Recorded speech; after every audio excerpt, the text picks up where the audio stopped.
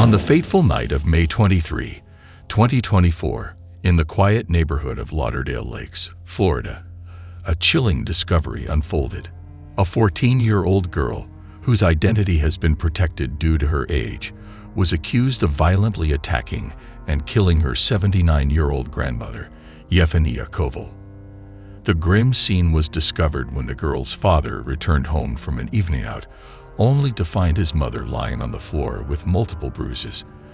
Despite immediate medical attention, Koval was pronounced dead shortly after being transported to the hospital. The brutality of the crime and the age of the perpetrator sent shockwaves through the community. First responders described the scene as horrific, and Koval's injuries indicated a violent altercation had taken place.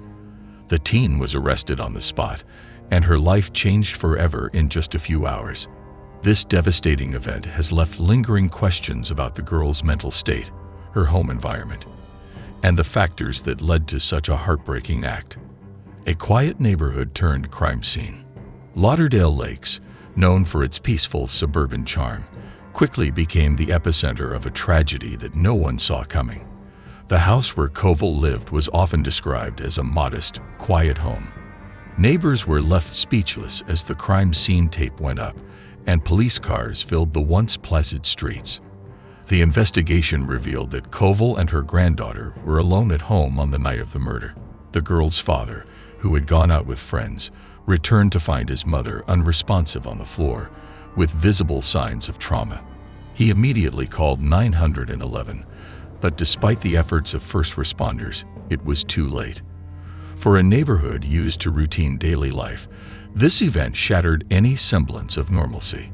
Residents, who had never suspected anything wrong within the household, found themselves wondering what had gone on behind closed doors and how such a tragedy could happen in their midst. A family in turmoil. Behind every violent crime, there is often a family in turmoil. This particular case is no exception. The 14-year-old girl had been living with her father and grandmother while her mother remained overseas, unable to reunite with her family due to logistical and legal challenges. Sources suggest that the teen had been grappling with deep emotional and psychological issues. A family friend revealed that the young girl had been particularly distressed over her mother's absence, which may have contributed to the buildup of emotional strain. As the investigation unfolded, it became evident that the family dynamic was complicated, with the girl feeling isolated and troubled. Friends and neighbors who knew the family were heartbroken, expressing disbelief at how a seemingly ordinary teenager could commit such a horrific act. This tragedy raises important questions about the lack of mental health support available to families dealing with such complex issues.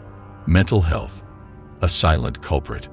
Mental health has become a growing concern in recent years, and this case highlights just how vital it is to address the psychological well-being of young people. Although the exact motive for the crime has yet to be officially determined, early reports suggest that the 14-year-old may have been suffering from severe mental health issues, including post-traumatic stress disorder. Her separation from her mother and the emotional toll it took on her are believed to have played a role in her actions.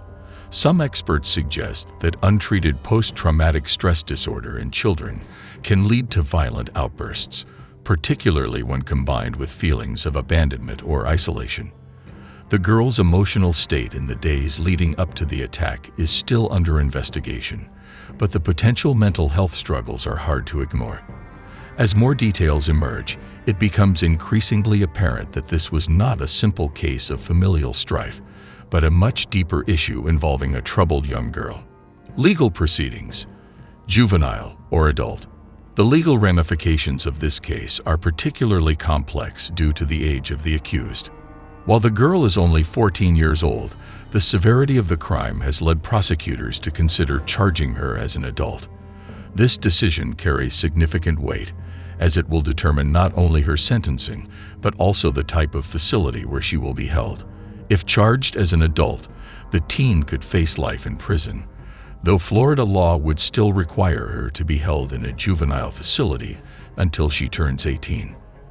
The debate over how young offenders should be treated in the legal system is not new, But this case has reignited discussions about the balance between punishment and rehabilitation. The court's decision on whether to try her as an adult will likely hinge on the results of psychological evaluations and the extent to which mental illness played a role in the crime.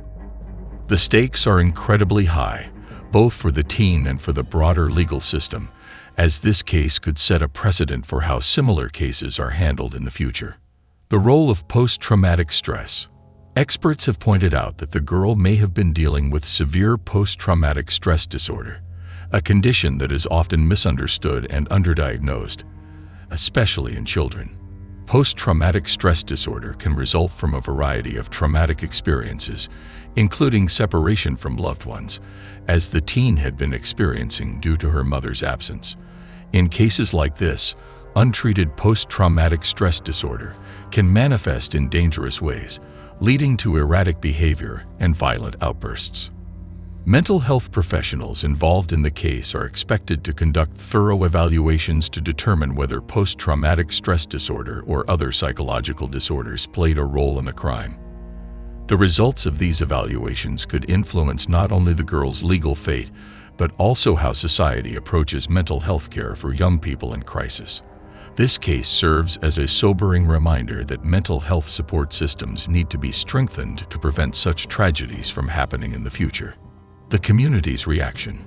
The tragic event has left the Lauderdale Lakes community in disbelief. Neighbors who had seen the girl grow up were shocked to learn of her involvement in such a heinous act. Many expressed sympathy for both the victim and the girl, recognizing that this was a tragedy on multiple levels. Some community members even speculated that the teen may have been pushed to the brink by unresolved emotional issues, suggesting that more could have been done to support her before things escalated. This case has sparked conversations about the role of community involvement in addressing mental health concerns and supporting families in crisis. While many neighbors feel a deep sense of sorrow, there is also anger and confusion over how such a tragedy could have occurred without anyone noticing the warning signs. The media frenzy.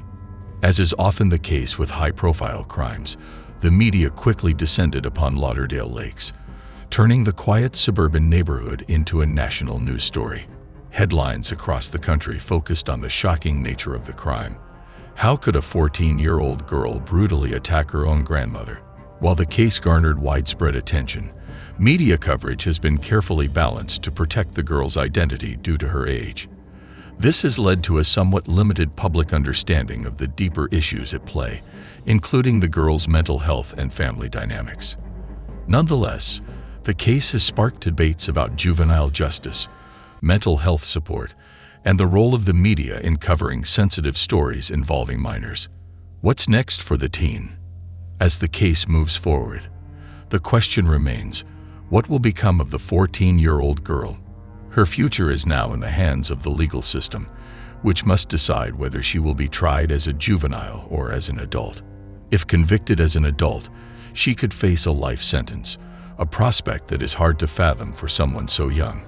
However, if the court considers her age and potential mental health struggles, she may be given an opportunity for rehabilitation in a juvenile facility. Either way, the case will have a lasting impact on her life and on the broader discussion about how the justice system handles young offenders. The outcome of this trial could set a precedent for future cases involving juveniles accused of violent crimes. And that's the tragic story of the 14-year-old girl who brutalized her own grandmother, a shocking and heart-wrenching case that leaves us with more questions than answers. If you found this video informative, make sure to like, subscribe, and hit the notification bell so you won't miss any of our future content. We cover true crime, shocking cases, and everything in between, so stick around for more captivating stories. Thanks for watching, and we'll see you in the next video.